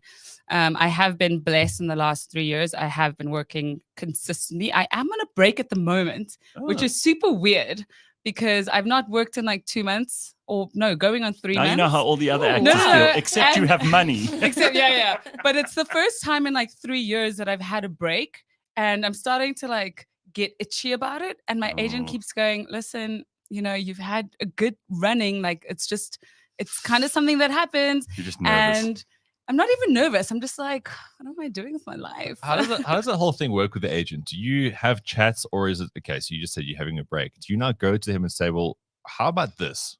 Have we considered this?" Do you actually pitch yourself towards these kind of things, or is it completely just sit back and wait? It's a bit of both, depending on the actor. So I mean, I've got my pulse on what's going on in the industry. And if I hear something that I haven't maybe received a brief for, I often go, "Oh, what's happening over here? Are there any roles in this movie?" Or I know that the brief says a Caucasian woman, but I feel like I could be a wild card. I feel like you should get me into this room. So it's a bit of both. Do they say we only want a Caucasian woman for certain roles? Yeah, or colored do they women, say or a black tall, woman. short? Yeah, they literally give you a complete Have you ever brief. tried for a fat role and been disappointed that you didn't get it? Never. Or prepared Never. or prepared to become fat? Because I always look at that. Like, that must be the hardest thing. The problem to with change your you everything. can't like become fat in South Africa because there's no pre-production time for you to like put on the weight. It's like you get the job now and you're on set 2 weeks later. So that doesn't happen. But no, it's a give and take between the I reckon agents. if you put your mind to it. Listen, I could eat. I could But definitely. it would have eat. to be a really big role, obviously. But I mean, like, it's a huge undertaking. Sausage roll. Because you look at Charlize Theron in Monster, okay? Yeah. Ugh. I mean, that's an easy reference for us. Sure. But that was quite an undertaking. Like, she had to change her That's life why to look she got that. the Oscar. Yeah, and Because of the same with transformation. who's the whale guy? Brendan Fraser. Who Yeah. just got the... People just loved him in that. Is because that a he's real? I just thought it was a joke. There's a fat guy, and it's called Whales, the movie. Is that? No, that No, was the that's whole a real- point. Then. You didn't. I didn't watch it either because I couldn't care It's less. so good. I know everybody says so. Yeah. Like I cried. I don't often cry in movies, but Wow. Stop Did eating. you, did you cry because you knew of his impending death because of his BMI, or was it a sad story? It was both. Definitely both. BMI played a big role in there. Oh man. All right. So you did mention that you I know you're kidding with the pre-workout, but like, what does it take to have to stay in shape? Because you can't send them your reel, and then you look fantastic in that. But in the interim, in those 2 months that you've had a break, you've been like scoffing Eating. the pies. So you have to be super disciplined about this stuff. Yeah. Right? I mean, I'm 'Cause super it is disciplined. it's one of the few jobs in the world where you will still get judged on what you look like because it's essential to to that they It's would your cast. product. Yeah. Like you can't catfish your career. Yeah. And You people, are you, people do though. Yeah. So I feel like there's a happy medium because you always have to be able to. Well, for me, I kind of stay in the same shape. I'm, I don't put it online, but I'm a bit of a fitness fanatic. Good. But Nice. other people, so when it comes to like guys, especially, like as long as you're in a situation where you can go either way. So like if you can quickly buff up, or I mean, I don't know if you'd get fat, but like if you can just get to like a buff up state within a month or whatever. So just stay in a good. But you hear these stories about guys in those situations, and they go into like a 4 or 5 week solid, because it's their whole job, it's their whole life. So they can go to gym twice a day. Yeah. They get put on an eating plan. I was reading about Tom Cruise is a maniac, right? He's a total maniac. Everything you hear about him, it just sounds like this is not a stable person. You can totally understand why Nicole Kidman Committed to his craft, I think, is what he would like to go for. Well, let's call it that. But he's a lunatic. And someone who was on a movie with him had to also like buff up for a role, as you put it. And Tom Cruise said, well, you could train with me and you can go on my eating plan. It's fantastic. The food tastes great and everything else. And this guy arrived for like training at 5:30 in the morning or whatever. And Tom was in there training already. And they said, oh, you can't disturb him. And he was like furious afterwards. It's something I just read this morning, funny enough. But it's intense. You could do it. It's your entire focus. And in 4 weeks, these people transform, like Hugh Jackman, people like but that. that's drugs. It's drugs too. A lot of those blokes are getting needles in their bottoms. And that's but they're still in the gym as well. Like they're not putting in the work. like we have this, look, steroids, all that kind of stuff. You've got to put the work in. That's just like an element. But they are mostly on drugs. And they have to be, because they're superheroes. Moods. It's a superhero movie, not an above average movie. Yeah. They're actual superheroes. So with you, it's you keep consistent. I keep consistent. I enjoy working out. Yeah. It's fun. I find it fun. So that's kind of how you are in real life. So it's not very difficult. And you will do whatever you need to for the role. Yeah. So, okay, what would be the best thing, a villain or a romantic heroine? A villain is just a lot more fun to play. I've heard that. So everyone It's says. like, it's just like, it's interesting and you get into the psychology of it. And like the whole thing is just cool. But Your also, like, storylines are also cooler. But also, a villain is not what people aren't mostly in life. Like, you're not a psychopathic villain, right? You don't know me. You've got a dog. That says a lot. Fair You enough. got a dog has and the left windows it in are the open. car. Red flag number 1. Yeah, exactly, Simphiwe. Be on the lookout. Yeah, no, villain for sure.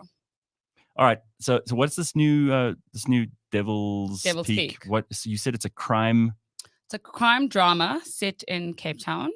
Obviously, Devil's Peak. Why didn't they just make a documentary? Cape Town's got enough real stuff going on that's horrible. That is true. I mean, it's based on a book, and I'm sure the book is based on something. But yeah, no, it's about Benny Christel, who is my husband, and he's a police detective, and he's investigating this vigilante that is basically going around killing people that did bad things. Oh, like what was that guy? One who used to go around killing bad people. Dexter. Yeah. I've often thought we really need a couple of real life Dexters. Yeah. So this That'd be guy's one of amazing. those. And then the police are obviously after him, but always just like one step behind. Yeah, it's like our real police. Yeah, exactly. But they're sometimes 20 steps behind. Yeah, shame. That's a very good point. It's not just 10 steps. Yes, shame. And here we are laughing about it like it's good. We have to, otherwise we're crying. It's so great. We live in a country where the police are 20 steps behind. So Where are funny. the vigilantes? Oh, it's just great. Yeah. So that's coming out next week. That's really cool because they've thrown so much into marketing. So it's been fun to be part of the campaign. Yeah, I'm sure. So they did do a big premiere and everything. And normally they don't do this stuff for local productions. Well, it is a co-production. Okay. So with Mnet. With Mnet and oh god, can't remember the company, but it's a UK thing, so it is a co-production. So it's international. That's fantastic. And you've done work overseas. I mean, you were overseas last year. I was in the Toronto Film Festival. So we took our film called The Umbrella Man, and we took it there for the Toronto Film Festival. Spent some time in LA afterwards. And we actually shot the sequel this year, beginning of the year, Umbrella Man 2. And that opened also in Toronto this year in September. It had like its world premiere. It hasn't premiered here yet. I think it's going to premiere in November, if I'm not mistaken. Does it annoy you? Because I do the show and then the show's over. but it's done already. I don't have to wait for it to be. Does it annoy you to have to wait in between to see what it actually looks like on screen? Yeah. This is your project you've been involved with sometimes for months on end. Yeah. And you don't get to see it until maybe a year later, sometimes even longer. So Devil's Peak we shot exactly a year ago. Oh, Sure. And do you really enjoy watching these things? Because you get people who don't like the sound of their voice when they hear something back. Yeah. Obviously, a movie's a very detailed kind of thing. And you're just on screen, like the whole of you is on screen. Like, so do you get nervous, or do you know if something's going to be better than it is? I do get nervous. I'm always nervous. It's a nerve-wracking thing to like. For example, with the Devil's Peak thing, or most premieres, you're watching it for the first time with an audience. Like, I don't get a link to watch it by myself to be like, okay, is it going to be fine? So it is nerve-wracking. It can't not be. But it's taken me, I've watched myself so many times, and it's taken me a long time to get to a point now that instead of just like sitting back and cringing and judging everything that I've done, I can critically be like, okay, that was good. I made good choices there. Or maybe that didn't play out so well. But you learn the lesson, do better next time. So I take from that. I think that probably is just an experience thing too. And the amount of time you've spent doing it. Yeah. Because once you cross that threshold where you're like, okay, I'm no longer like some amateur who's trying to act. You're like, I now I'm in big budget productions. I'm doing stuff that people are seeing in vast numbers. You get out of your own head a little bit there, and you start actually just pouring yourself into the role or whatever, which is, I don't think that's easy. It definitely isn't. A lot of people are spending their whole life faking it till they make it, but you can tell. If you just spend a bit of time watching or listening, you can usually tell with people. Yeah. And I think with actors, it's also that those real professionals. I mean, I watched this thing the other day. I mentioned it to Cello. I saw Judi Dench stand up at some Shakespeare festival and like deliver a soliloquy from one of the Shakespeare plays. And she was just amazing. This long thing, it went on for about 6 minutes. No mistakes. She knew exactly where to put the emphasis. She knew exactly how to make it sound emotive and how to use the language properly. And I just thought, wow, okay, that's just skill. Yeah. Are you saying it because of your massive crush for Dame Judi Dench? Yes, I've always, she's the one. She's the one. Wow.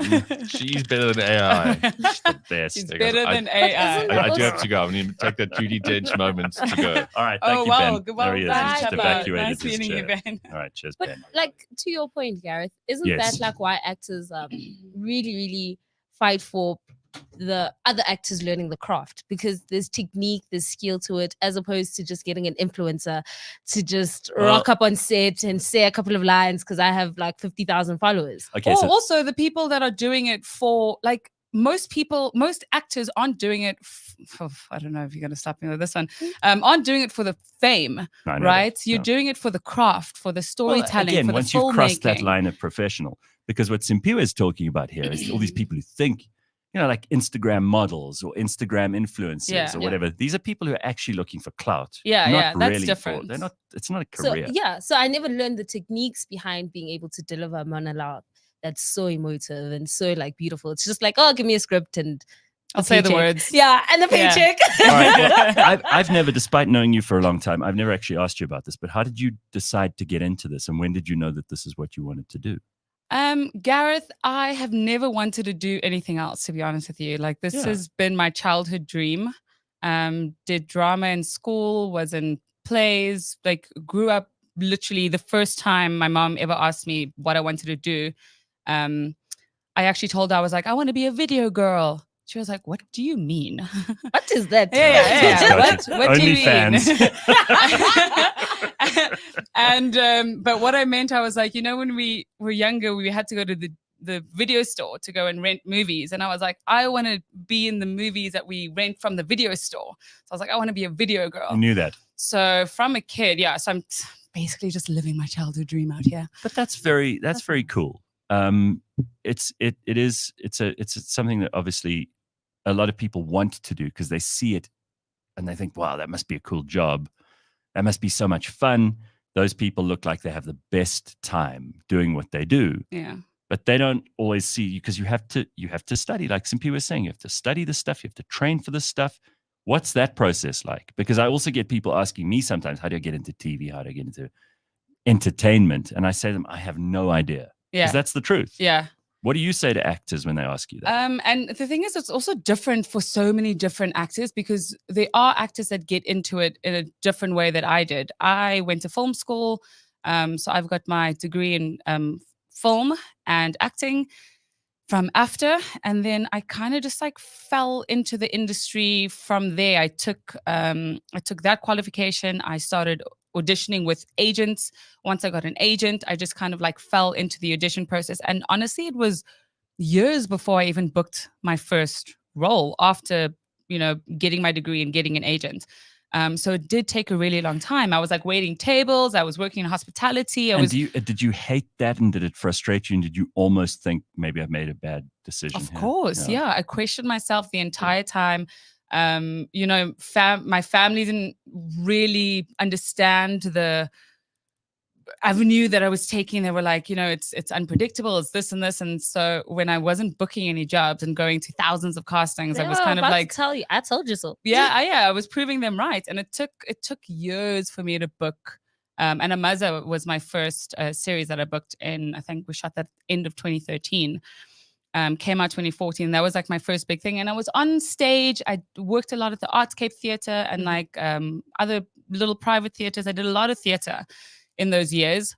Didn't pay because we were like writing the scripts ourselves and putting the plays on ourselves. But, just kind of like. Did you ever have to do those dumb, horrible things with like children's theatre where you had to go and like tell them about HIV and shit? I didn't. I stayed away with that, but so many of my friends did it. you know what that is. So many of my friends did it. That's an actual thing, Simphiwe. That's an actual thing. Or like the corporate jobs where like you get dressed in these like weird outfits and then you go and entertain the corporate office. Bob the Builder. Exactly. I stayed away from all of that because I was like, listen, I'm not out here humiliating myself for airtime, for little airtime money. And I'm like, no, thank you. So yeah, I mean, it was a long process to get into the industry, but perseverance. Okay, so what's the best case scenario here? 5 years? What are you planning on taking over the world? What would be like the best possible outcome within the next 5 years, which is not that it's not a lot of time. No. Yeah. Honestly, I kind of want to get into more like dark characters, like and action. So like if I got into like a villain role and anything like it's like psychologically dark but super action, I'm in the best shape of my life. You getting can do all of that. Yeah, but I'm also getting on. I'm like a younger Maleficent. I can see you doing that. But I'm like, I'm 35 and I'm like, I don't know how much longer I'm going to be able to like run around and stuff. So I kind of want to get that out of the way and do like a really big action film. Been obsessed with that for like a while. And you're not just going to find some very rich guy and become a housewife. Listen, if push comes to shove. That's also a good plan. Let me tell that's you something. Simphiwe's whole plan. It's not a bad fallback plan. It's not at all. I've tried all. this life thing, and you know what? I've realized that being Miss Independent ain't for me. Yeah. Also, I've been Miss Independent for 15 years now, and maybe I've got another decade in me. But if push comes to shove, babe, I'm gonna be like, listen, I've had a good career, but it's time to live that yacht life. Yes, I can do it. I can see myself just laying on the yacht on a Tuesday afternoon. Exactly. So says, cutting straight to the chase, who are the Harvey Weinsteins of South Africa? They do exist. They do? That's scary. Yeah. Would you move? No. It's I mean, I don't think I actually don't know. No, yeah. It hasn't happened to you. No, not to me. You haven't been Harvey Weinstein. No, I haven't. I'm also too like I'm too much of like a hard personality also. Like no one's going to be taking advantage of me. Yeah, I've seen guys unsuspectingly come up to you and you bat them away viciously. Yeah. Viciously. But like seen it happen. So shame. I can absolutely vouch for that. Yeah. All right, Roxanne wants to know, would you ever move to, she says Vegas, but would you move to the US?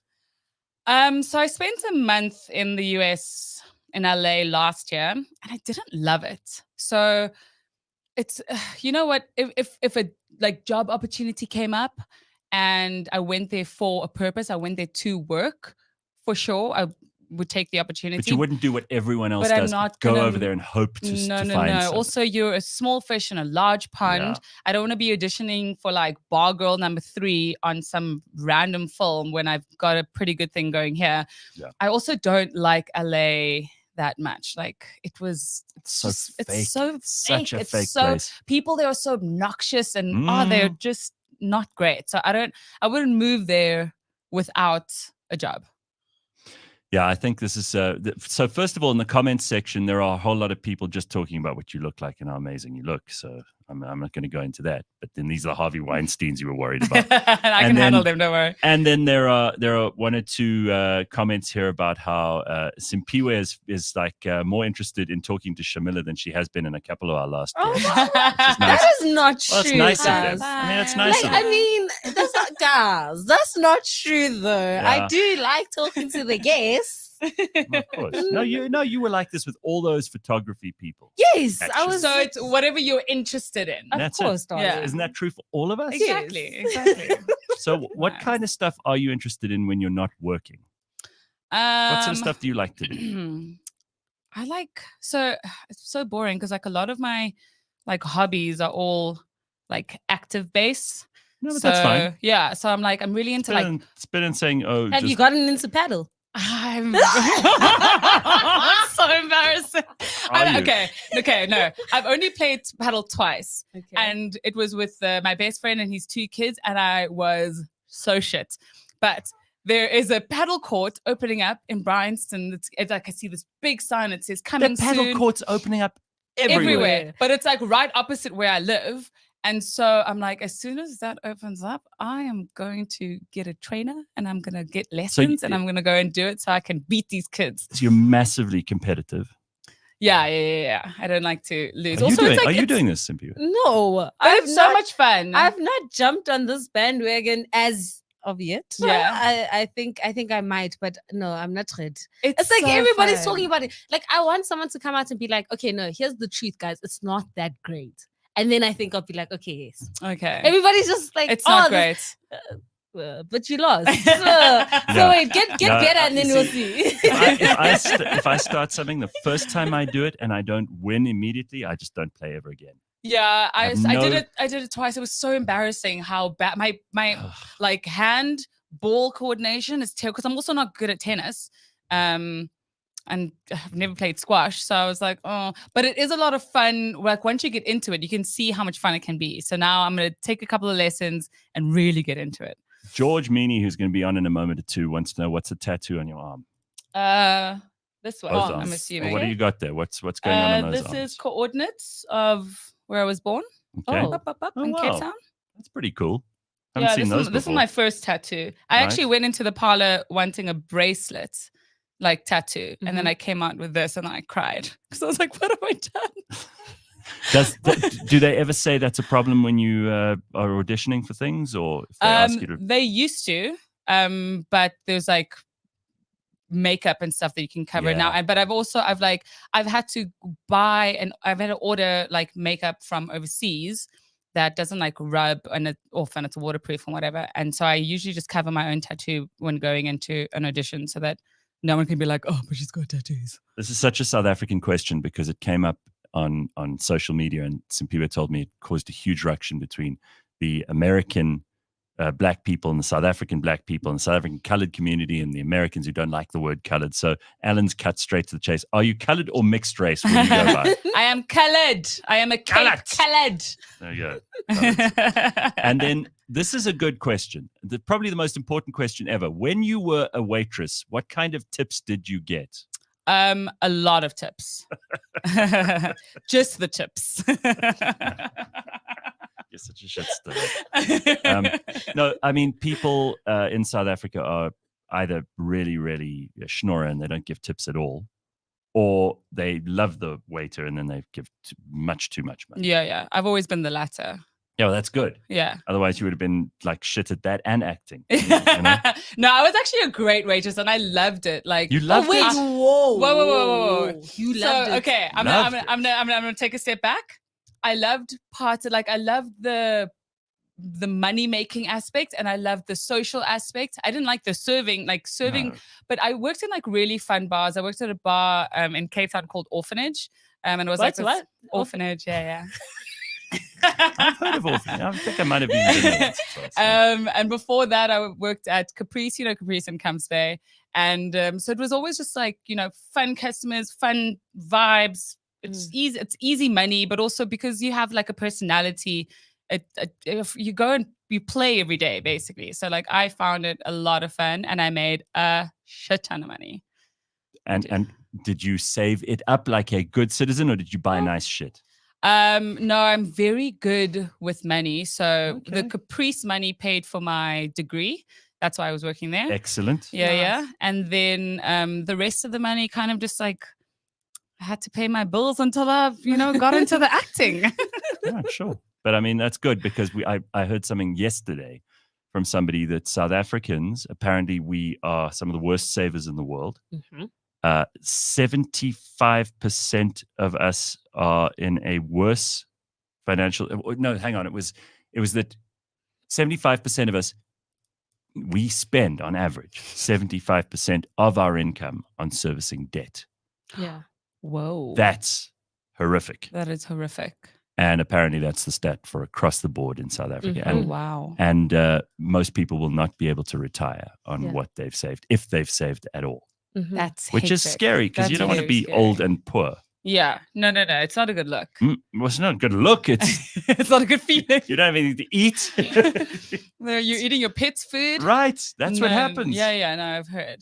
And I don't want Rio to be losing out on food because people haven't been saving in your household. Listen, I'm a good financial planner. You have to be if you're a freelancer, though, because you never know what's going to happen next, right? I've literally not worked for 3 months now, and all my friends are like, "Oh, but what are you doing for bills?" And I was like, "My bills are paid, bitch. Like I'm fine."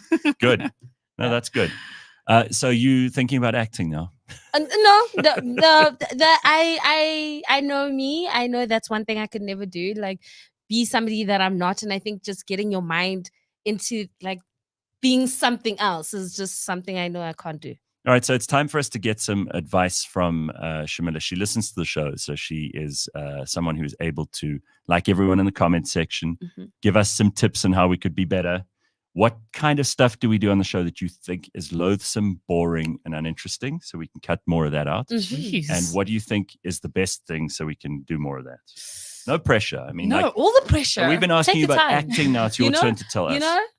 Just like in your humble opinion. Right. We can handle it. Let me take some notes. Right. Well, what I do like about the show is that I love the co-hosts and the different guests that are all like not necessarily like agreeable with you. Yes. And I think that's my favorite part about the show, because it's like there are opposite opinions and they don't just go, oh yeah. Because we agree. You have some interesting opinions sometimes, and I like when people disagree with you, because I'm like, I don't agree with you. Yeah, you must fight. You must tell him. So that's my favorite part about the show. Who can go? I mean, is there anyone we should just cut loose? Okay. That one was deep, Gareth. It was deep. Me, maybe. It's kind of boring without you. So shall we get rid of? Get you that. Do you know who I do miss? I miss like the MASH energy or the Sia energy. I feel like we need to bring back like that energy. You've been listening for that long that you remember the Sia energy. Yeah, I know. I started listening when Sia was here. I started listening in like 2020. So not lockdown. Yeah, it was lockdown live. When you had nothing to do and you're like, and I'm like, I guess I need to get into podcasting. So just tell me what your life is like now while you're on this break. Are you very disciplined about waking up at the same time every day? Because I know if I had a month where I didn't have to wake up for the show, I would probably spiral into being a bit of a lazy slob. I might be I might start doing like more weekends away and that sort of thing. Yeah. And it's almost like it keeps me on track to wake up every morning at like 4:30 or 5 and do this show. Otherwise, I wouldn't have that anchor. Do you have things like that? Are you very routine? I'm very routine. Gareth, I'm a Virgo, just like you. You are. Yeah, that's right. No, I'm very routine. In order not to spiral, you kind of like have to have those routines because, like, I mean, I'm not gonna lie, I have days where sometimes I have weekends where I'm just like, I'm gonna be a slub and I'm not gonna do anything. But I do. I mean, all of us do. Yeah, anyone yeah. who says you have time. You have anybody, moments. Simphiwe, come on, you back me up on this. Mhm. Anyone who says to you they are super disciplined, never put a foot they're wrong. lying. I know. They're that lying. Robots. There's something going on in their Robots. life because life happens. Life happens. The thing is, you can plan and be like, I'm gonna wake up at 5 o'clock and I'm gonna be out at 6 and I'm gonna do something at 7 and then life happens and you get that debit order, you get that call that your mom's in hospital or like work is not going well, and it throws you off. You're just like, oh, I'm not in the mood to do this. I Not don't in have the the mood. strength to do this. So fuck that. Yeah. No. So I mean, for most of the time I am in a routine. I like wake up at 6:30 so I can be, working out by 7. Also my dog Yeah, it's a wakes good me thing. up. So that's My dog needs to go to the park Right. every morning and she gets me out of bed and she's like, Yeah. yo, I'm hungry. Yo, let's go to the park. Yo, let's do this. So again, it's very much her. a dog is kind of a habit forming thing. And this is Yeah. what we were also talking about in this meeting I had yesterday about how South Africans are not financially savvy. Because the guy who was in the meeting with me was saying what we've got to do is change people's habits so that they do more sensible things with money. But that goes for all habits. When I didn't have a dog for a whole 2 months between Carl and the new dog, Alice. I was like, yeah, I was, I could do anything I wanted, but I didn't feel like I had a responsibility. So it's not like I acted out and started doing stupid stuff. But when you wake up and you have to feed the dog, you have to make sure in the evenings that you feed the dog, you make sure that the dog is healthy. And it's kind of like, and they always say, start with a plant, then go to Work an your way up to a animal, dog. then have a baby or something, because you should It's the progress. same with money that I was taught. Like, if you can't handle 10 rand, you'll never be able to handle 100 rand. You'll never be That's able to right. handle 1,000 or even 100,000. Like, if you can't manage like Small amounts. forget it. Forget the fact that when you see that 100K in your bank account, my love, my city, Mhm. you're just gonna go crazy. You're That's just right. gonna be like, oh nah. Yeah, I think Yeah. we Let's need go to Woolies. They get Woolies, they're gonna go to Bonka. eggs. Just buy some eggs. Just find eggs. Jeez. People are uptight about that. I said it on Monday, but because I don't do a lot of cooking and stuff, I have not been affected by this egg crisis. But Ben is still beside himself. He Can finds he eggs. still not find it? Because I'm like, every time I go to the shops, the eggs are more expensive, but they are there. He's picky. He's very picky. But with also what maybe- he Oh, they have to be like the organic, the this, maybe the that. maybe you live in a better area.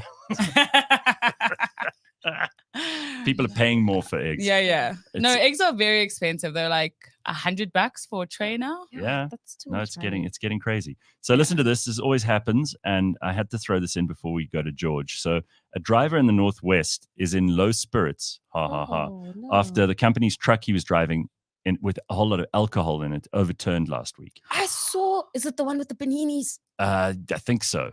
So and people are apparently, looting those. yeah. Well, this always happens. This is what I want to get to. Is that why? Because it's free. It's on Why the road. is it? Yeah, but South Africa, we have this thing where whenever a truck with alcohol, it could be in the middle of the Karoo.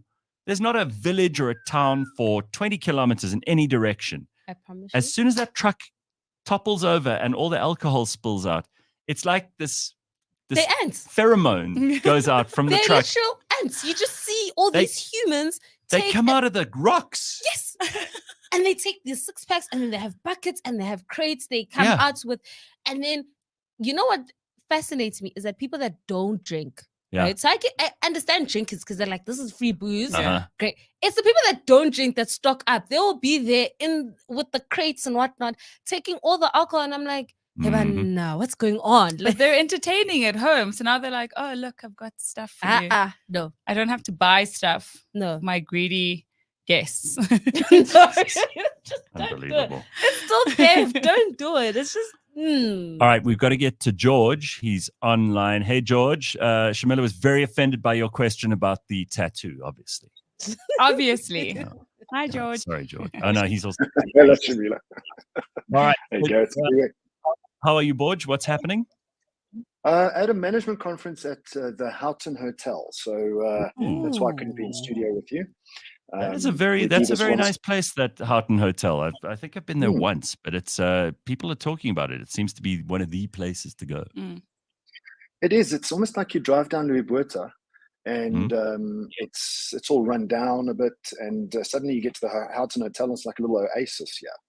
Yeah, and it's got beautiful views and very best of the best and all of that stuff. So nice. Glad you're having your conference there. It must mean you guys are doing well. Yeah, I mean, we're doing okay. We're the market leader, but we have to fight for it.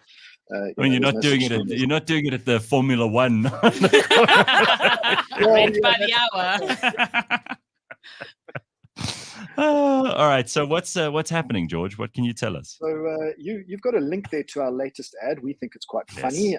We're trying to push the boundaries of funny and bring some comedy and lightheartedness into the world, because everybody's so serious lately. So the latest ad is called AutoTrader, we thought it was quite appropriate to bring some lightheartedness to the country. All right, I'm going to see if I can play it, but I might only be able to play it at the end of this. So let's go with all the other stuff in the meantime. So what are the strangest or craziest things people do while driving their cars? What is the strangest thing you've seen people do while driving their cars? Pick their nose. Oh, is that just me? Pick their nose? I've seen a lot of that. Pick your nose is the top thing that gets cited by third parties when are we going to the casino after this? Exactly right, and it's not even trivia yet. The other thing that people do quite often apparently is dress and undress. Yes, I've done that. Sam? Yeah. You know who used to do that and who was the best at it, because she used to change outfits like 5 times a day for all the events that she went to, was Jen Sue, who now lives in America, but she used to be our celebrity Hollywood reporter. And she used to go to every event. Somehow she was at everything. She had a driver, and I think she had a wardrobe that you could fold into a bag this big. And the woman would go to the car, yes, and she'd emerge moments later looking like a superstar. And then at the next thing, you'd see pictures of her in a totally different outfit. So this, how do you do that? You do that? No. Okay, I've done it. You do it once or twice. Yeah, I've done it, but like not to that extent. Yeah, it's more of I was at work and now I'm gonna go see friends for drinks, and maybe my outfit is just not the one for wherever I'm going. It's too corporate. We need to go into party mode. Yes, and then it's like 1 or 2 items. So maybe I'll change the top, or I'm changing my pants, and it's also a bit coordinated in terms of how I do the whole changing of my. But you have to plan in advance, so you will think about all of this before you leave the house. Yes, so there is like a bag in my car already, and depending on the outfit, I'll also depend when do I change. So if I'm not driving, it's great, I can do it as you're driving, or you just get the parking lot or something if you don't feel like going into your bathroom. But George, surely you're not talking about people changing while driving. Well, it's I mean the list is just dress and undress, or dress and redress while in traffic. So I don't know if that is kind of stop at a traffic light. Do it a quick change of your pants, or do a quick change of your top. How do you do a quick change of your pants when you've got to have your foot on the brake or the accelerator? You've got a handbrake. It could be an automatic. There are ways. Yeah, I see it. Yeah, I see it in traffic. In traffic, I do see Yeah. it, where you're just like, okay, it's getting a bit too hot now, so All maybe right. just change the top. I think this is extremely dangerous. If they're going to stop us and arrest us for drunk driving, they should also be arresting people for dress driving. George, on the list, Yeah. do they have like makeup? Because I've seen ladies get a full face beat, in the car as well. Yeah, so makeup is further down the list, believe it or not. But clipped toenails is the fourth. Ew. No. Sis, man. Immediately no. Ugh. That's disgusting. Oh my gosh. Roxanne says, I hate seeing people eat in the car. Listen, I'm guilty of that sometimes. Yeah, sometimes you've been busy all day, you pull into some drive-through and you're sitting there munching on food and you just know you look terrible. Yeah, but But also you it's don't like care. you don't have time to you're in between meetings or from whatever. A to B. Except you got to watch the sauce. You don't want to drip the sauce on you, Yeah, I know. Got And something to else all to go the to. messy eaters out there, Please, guys, don't eat in the car then. Like, if you're a messy eater, do not do that to yourself. No, you must eat a wrap and then just open it like flour. And then you clearly have not seen messy eaters. All right. It just falls in. Blow drying hair using the car's vents. That's impressive. Wow. Creative too. Yeah. I had not even you have thought lots that was of a thing. patience as well. Yeah. All right. And then, And not a frizz problem. The thing that my bugbear is when your passenger hangs their feet out of the left-hand side window. Have you ever seen that? Why? Yes, because you're such a great driver. I know it's annoying. I've seen people putting their feet on the edge of the window when it's open, or even their feet on the dashboard. Yeah, I've seen that before, but it's disgusting. It's gross. It's really not on. One of my team members has just put up their hand. Yeah, I want to say it's gross, but I'm not gonna lie. Feet on the dashboard, like I've been guilty of that. You have? Many and times. then the last craziest item is urinating in a cup. That's such a guy thing. I'm looking at all men. Yeah. Simphiwe. How many times, Gareth? Tell us.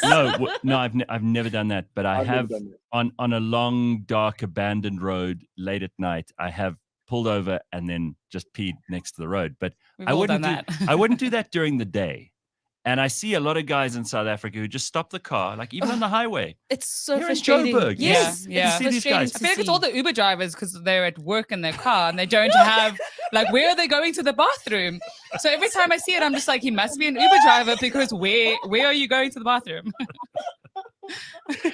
All right. Well, I mean, there's this, Gareth, I think I've told you this before. There's this little I don't know if it's a device. It's like a nappy. It's in a triangular shape. It's called Got Wee. I've heard of a Shiwi. I have a Shiwi. You have a Shiwi? Yeah, Got Wee, and I carry it in my aeroplane because I've never had to use it, but it absorbs everything, as you need to pee. What do you mean everything? Well, the pee. You got to explain this, George. That we're going to need far more detail from you on this one. Sorry. You're not going to get away with this being like, you brought it up. Now you have to tell us everything. I've never used it, Gareth, so I've got nothing to tell. So what do you pee into it? Used. Do you pee into it and then it absorbs everything so that you don't, so it's not like a bottle of like urine swishing around? Yeah, it's got like gel in it, so it absorbs all the pee like a nappy. So it's like a pee tampon. Yeah. Okay. Yeah. Sounds pretty And then revolting, finally- actually, George. Car trivia, and this time I suppose Shamilah can add to Simphiwe's score. Thank you. All right. Let's do it. At the moment, Gareth is still leading with 23 points with Simphiwe on 18. Yeah, let's go. So first question: Indiana Jones and the Last Crusade, 1989 film, featured Walter Donovan, who played by Julian Glover, offering a fine automobile as a gift for the privilege of crossing the soil into the Republic of Haiti. What was the car? I remember that movie. I don't. A Crusader? Because it's in the name. Did you say Indiana Jones and the Last Crusade or the Temple of Doom? Last The Crusade. Last Crusade. Last Crusade. Last Crusade. What kind of a film buff are you? Sorry. Maybe before your time. And Simphiwe. It's way before my Simphiwe's time. being very quiet here. So. Comment section, maybe? 1989, Anybody? I don't think anyone's born.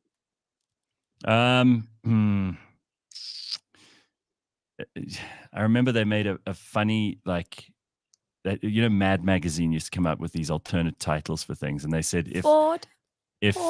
now hold on, if Indiana Jones was a porn movie, it would be called In Diana Jones and the Temple of Poon.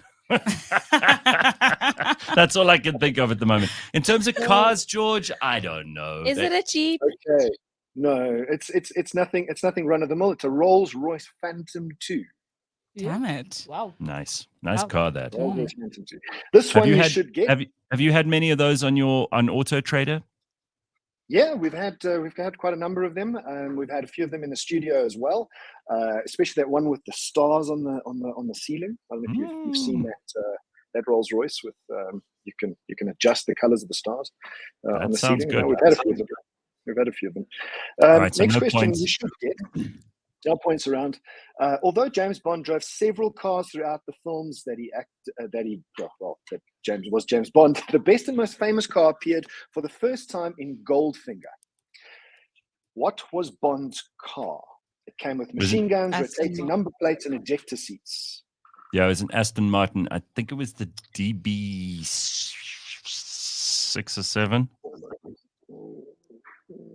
What do I got? Shamilla? Yes. I was also going to say Aston Martin. Okay, we have to give it to Gareth. It was the DB5, though. DB5, sorry. Okay. All right, well, close. I'm off by 1 digit. So, okay, I'll take it. I'll have the point. Right, Thank you. This one shouldn't be too difficult. In the movie I, Robot 2004, Will Smith acted in. He drove a luxury stylish vehicle. What concept car was it? Concept car. Audi. Mm-hmm. Can you name the variant? Tesla. It was one of the No, Audi RS somethings. Yes, RSQ.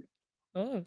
So that's as good as you're going to get out of me. It's That's like very suddenly good, guys. Simphiwe is a rugby expert, but this is about as good as I get. So, all right. But I do remember it. I remember what it looked like. It was pretty cool.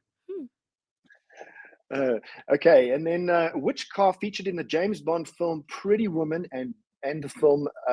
Sorry, not in the James Bond film. In the film Pretty Woman and in the film Basic Instinct. Sharon Stone's Beaver. That's not a car. Sorry. A Cadillac. No, I'm going to say it must have been something like a Ferrari, because Pretty Woman, it would have been a Ferrari. Oh, the Porsche in the beginning when he picks her up. No, it was a Lotus Esprit. Oh, Damn please. Someone, Lucky says in the comments, was it an Uno? Maybe for Sharon. All right. And then final question, Gareth. What type of car was Herbie? Who? A beetle. A beetle. Beetle, there we go. Yeah, okay. Finally, something. Yay! Yeah, points for Simphiwe and Shamilah there at the last minute.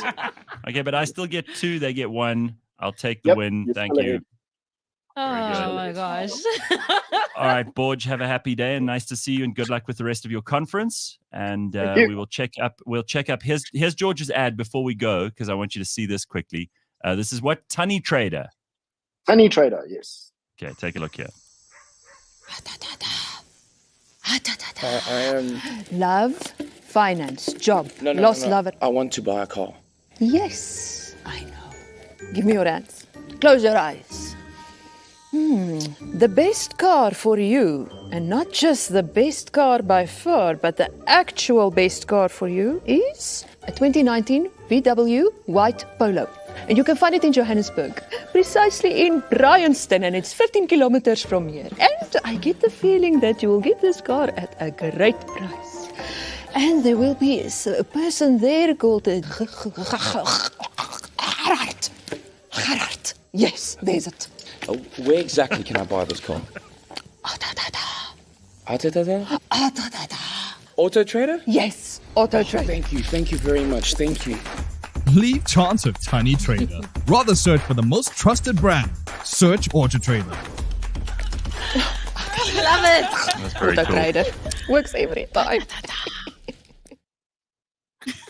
But George, you should really think about employing someone like that who sits in the front of your office and actually, because you'll have people coming off the street to like sit with your psychic, and she can basically sell you cars. You give a commission. Good little gimmick. Yeah, I like it.